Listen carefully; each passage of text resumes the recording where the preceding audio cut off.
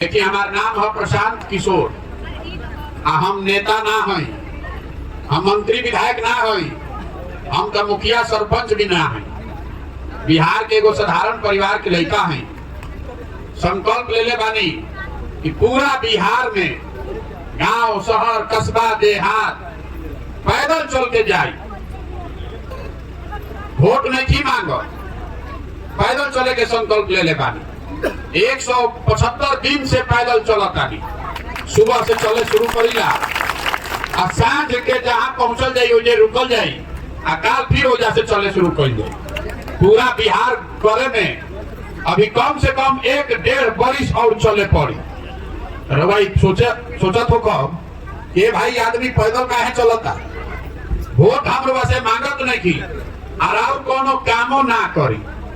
हम चलतानी रास्ता में आदमी ढ के बतियावत है कि कितना ओकरा दिक्कत बा। रवा घर नहीं थे, सड़क नहीं थे, रवा अनाज नहीं थे मिलत, पेंशन नहीं थे मिलत, लड़कन के पढ़े के व्यवस्था नहीं थे, रोजी रोजगार नहीं थे, आदमी बहुत कष्ट में बार। रवा हमरा से चाहता नहीं कि हम कोनो मदद कर दी, तो हम मदद काहे नहीं की करो। अगर हम राहुल मदद करो तो एक दिन आके मदद कर सकीला, जीवन भर तो मदद कोई ना कर सके। रउआ समझी कि हम नेता ऐसा आके मछली और रबड़ी नहीं बांटब, हम मछली मारे सिखावे आई बाटे। पहले समझी कि आखिर वह इतना गरीबी में काहे बानी। बात के अगर समझ ले तो अपने आप एक से निकले के रास्ता बन जाए।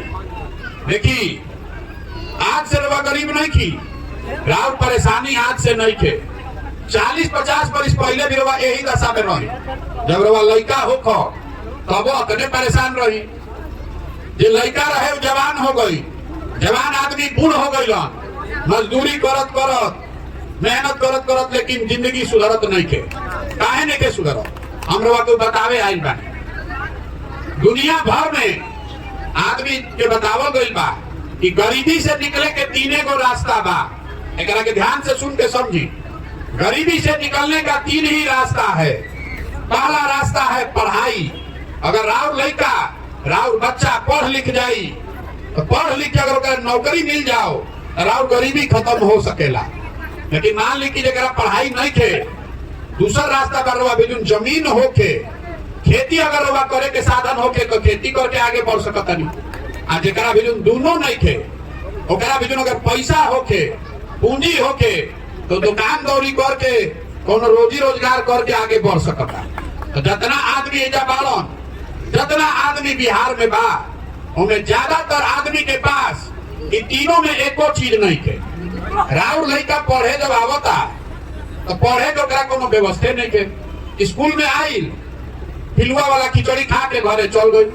तो जब राउर लड़का पढ़ते नहीं थे तो मजदूर ना बनी तो कलेक्टर बनी, तो पढ़ी ना तो मजदूरे बनी।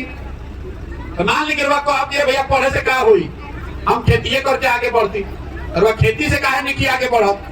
देखिए, बिहार में 100 आदमी जो रहता, उनमें 60 आदमी ऐसा बा जरा भी एको धूर जमीन नहीं थे। इतना आदमी बैठल था एहू में 100 में 60 आदमी के पास जमीन ना हुई। या गरीब के नाम पर राजनीति होता, लेकिन रवा के जमीन कोई नहीं थे दे। आज जो 40 आदमी के पास जमीन बा, वो 40 में 35 आदमी के पास 2 बीघा से कम जमीन बा, बहुत छोटा जमीन बा, कम जमीन बा। तो जे खेती करता वो एजा कमाए खातिर खेती नहीं थे करत, वो खाए खातिर खेती करता। रवा खेत में उतने उपजा पावता नहीं कि राउर बाल बच्चा के दाल भात मिल जाओ। एकरा से ज्यादा के उपाय नहीं थे। रवा शिक्षा बाना आ खेती के जुगाड़ बाना।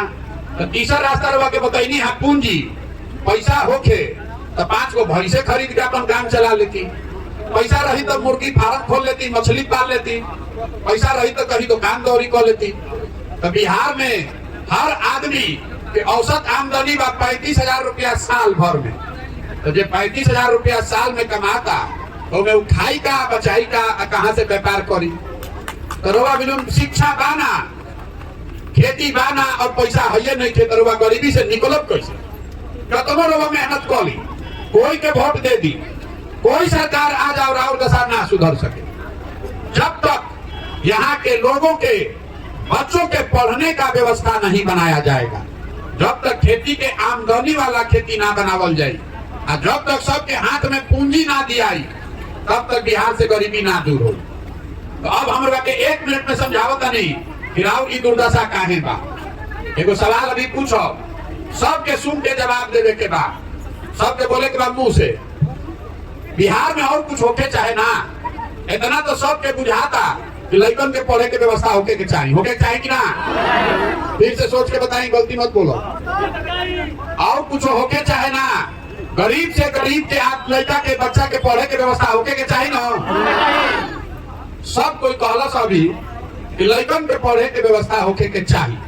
तो अब आज अपना अपना लड़कन के नाम पर ईमानदारी से दिल पर हाथ रख के बोली कि जितना आदमी खड़ा बा, जिंदगी में आपने पढ़ने के लिए पढ़ाई खातिर एको बार वोट दिया है? सोच के बताई, कोई दिले बा भाई?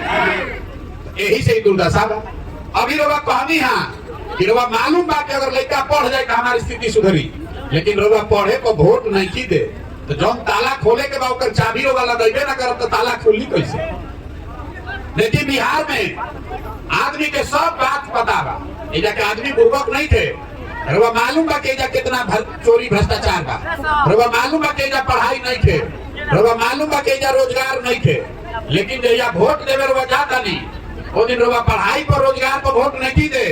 वो दिन रवा वोट देता नहीं जात पर। वो दिन रवा वोट देता नहीं हिंदू मुसलमान बन के। वो दिन रवा वोट देता नहीं लालू के डर से भाजपा के, और कोई भाजपा के डर से देता लालू के। सुधरी कैसे? हम यही से पैदल चलल बानी। रवा से वोट नहीं मांगो, हम रवा से वोट नहीं मांगो, हम रवा से हाथ जोड़ के कहे आई बानी कि अगर आप अपने और अपने बच्चे का चिंता नहीं कीजिएगा तो कोई दल कोई नेता आपके बच्चे का चिंता नहीं करेगा। काहे करेगा भाई? जब रवा अपन लड़का के चिंता नहीं थे तो हम राव लड़का के चिंता करो। राव लड़का आवत है जब पढ़े, हम चलत नहीं पैदल, 50 को लड़का आगे दौड़त आधा से ज्यादा लड़कन के तो शरीर पर शुद्ध कपड़ा नहीं थे। ज्यादातर बच्चों के पैर में हवाई चप्पल भी नहीं है। आज का बच्चा पढ़ने आता है तो पढ़त नहीं थे, तो खिचड़ी खा के घरे चल गई। राव दशा सुधरी कोई सरवा करो चिंता नहीं थे। रवा तो जात में जुड़ाई बानी, धर्म में जुड़ाई बानी। आदमी जेकरा से बच्चा कहते कि नेता ठगता। हम आपको कह रहे हैं कि नेता आपको नहीं ठग रहा है। देखिए जौन रवा वोट देता नहीं, जौना बात पर रवा वोट देता नहीं रवा मिलता है। आपने वोट दिया है 5 किलो अनाज पर, दिया ना वोट? तो बिहार में कितनो भ्रष्टाचार बा। तो 1 किलो चोरी करके 4 किलो अनाजवा मिलता कि नहीं मिलता ना? रवा वोट देले बानी राम मंदिर बनावे खातिर, तो 30 बरिस के बाद अयोध्या में राम मंदिर बनते बा।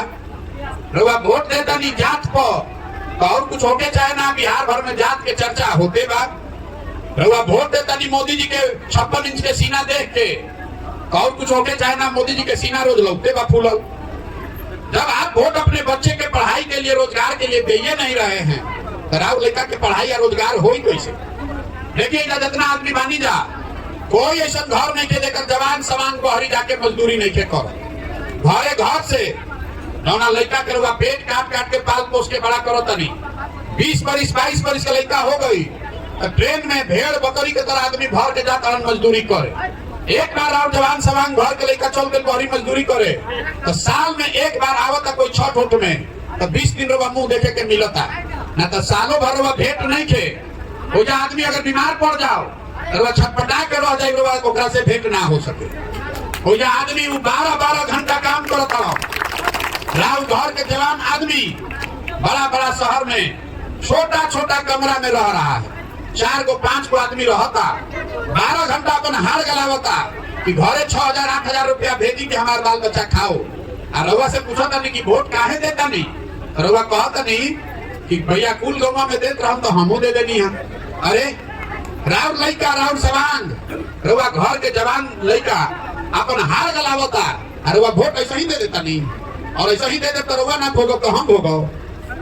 आप अपनी गलती कीजिएगा वोट देते समय तो आपको कोई नहीं बचा सकता है।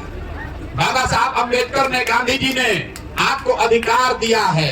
रउआ जेकरा के बटन दबावता नहीं वह राजा बनता है। रउआ अपन दशा देखी, बुरबकाही में गलती करके आप राजा बनाते बनाते भिखार बन गए। अब जे कुर्ता पैजामा पहन के लोग कोई ओकरा के आदमी ढो लेता, ए भैया तनी गली गली बनवा दी, ए भैया तनी राशन कार्ड दिवा दी। अरे आप भिखार हैं, आपको अधिकार है राजा बनाने का, राजा बनाने का अधिकार है। अरे वो भिखार बन के घूमाता है। अरे आपके वोट का कीमत नाली गली नहीं है, आपके वोट का कीमत 5 किलो अनाज नहीं है, आपके वोट का कीमत है आपके बच्चे का भविष्य, आपके वोट का कीमत है शिक्षा और रोजगार। तीनों होके के चाहिए। रउआ बताई कि 5 किलो अनाज चाहिए कि सामान के रोजगार चाहिए? सब कोई सोच के बताओ, 5 किलो अनाज चाहिए कि रोजगार चाहिए?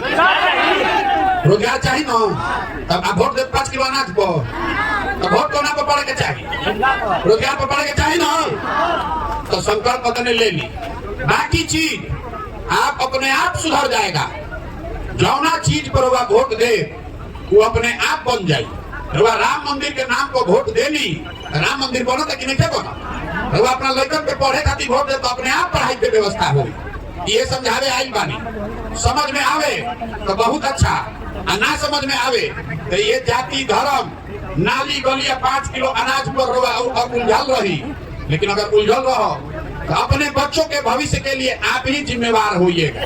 कोई नहीं सुधार सकता है, कोई सुधार सकेला के? आदमी कहता कि प्रशांत किशोर आई बड़ो, ए भैया रउआ आगे आगे चली, रउआ सुधारी, हमनी के सब आदमी रउआ संगे बानी जा। तो हम रउआ कहता नहीं कि हमारा रउआ साथ ना चाहिए, हम आपको हाथ जोड़ रहे हैं, हमको आपका साथ नहीं चाहिए। जो समाज अपने बच्चों के साथ नहीं खड़ा है, आप हमारे साथ खड़ा होइएगा। अपन लड़का के संग नहीं खड़ा, राम लड़का पढ़ लिख के घर में बेरोजगार बैठल बा, मजदूरी करता, अरे वह जात धर्म 5 किलो अनाज पर अपन लड़का के भविष्य बेचता नहीं, और वह हमारा संगे की कहो? हमारे साथ मत खड़ा होइए, अपने बच्चों के साथ खड़े होइए। संकल्प लीजिए कि नाली गली 5 किलो अनाज जाति धर्म पर वोट नहीं करेंगे, वोट अपने बच्चों का चेहरा देखकर उनके पढ़ाई और रोजगार के लिए करेंगे। एक नाम क्या बा? जन सुराज। जन सुराज के मतलब क्या? सुराज मतलब सुंदर राज। एक सुंदर राज वो तो सबके बना के देख लेनी, लालू, नीतीश, कांग्रेस, मोदी सबको आपने देख लिया। एक बार अपनी सरकार बनाइए, जनता की सरकार बनाइए, तबे आपके बच्चे का भविष्य सुधरेगा। नेता के राज बा तो नेता के जिंदगी सुधरल बनाओ, राव राज हो जाए तो राव जिंदगी सुधर जाए। अपना राज बनाइए, इसीलिए ये अभियान शुरू कैले बानी। ये प्रयास होके के चाहे कि ना होके के चाहे? प्रयास होके चाहे ना। तो हम रवा से वोट नहीं की मांगो, चंदा हम कोई से ली ना, आपन चाय खिचड़ी टेंट तंबू लेके चलता नहीं, रउआ से मांगे आई बानी राव आशीर्वाद। काहे? एगो गांव में सबे मान जाते से नाम न सुधरी बिहार, सब गांव में जाके समझावे के पड़ी। 40,000 गांव बा बिहार में, ये होई कैसे? हर मास के शरीर से कोई कर सकेला? पीछे में आदमी टंगा गई है। 5 दिन रउआ घर से कोई बाबा धाम जाता तो गोर फूल जाता, चलो ओकर मुश्किल बा। हम 175 दिन से चलता नहीं, अभी 1.5 वर्ष और चलो, कैसे चलता नहीं? अरे ये ऊपर वाले की कृपा है और आपका आशीर्वाद है। अगर रउआ बुझाता कि जो हम काम करता नहीं ठीक बा, यही से बिहार के बच्चन के भविष्य सुधरी, तो एक बार हाथ उठा के आशीर्वाद दी। बिहार के सुधारने के लिए आशीर्वाद दीजिए, है ना आशीर्वाद आपका? हाथों ना उठिया हो जाए, हाथ उठे के चाहिए। आशीर्वाद है ना आपका? करें ना प्रयास। देखिए एक और बात समझ ली, एक दिन में ना होई, एक दिन में नहीं होगा। फर्श पकाई जाम जाता, ओकरा के रउआ कैसे छोड़ावत नहीं? बैठ के झाड़ू से ईटा से रगड़ के छोड़ावे पड़ता। वैसे ही बिहार के समाज में रउआ जात के धर्म के इतना काई जाम गइल बा कि जब तक ओकरा के साफ ना कइल जाए तब तक बिहार ना सुधर सके। यही से ही प्रयास करता नहीं। अब एगो नारा बोलवाई, सबको बोलना है, हम बोलेंगे जय बिहार, आपको बोलना है जय जय बिहार, जय बिहार, जय बिहार, जय बिहार। हम रउआ से नारा काहे बोलवाओ ता नहीं समझी।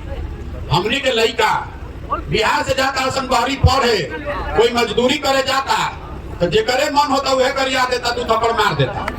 हर दिन पूरे देश में बिहार के लोगों को बिहारी कह के जलील किया जाता है।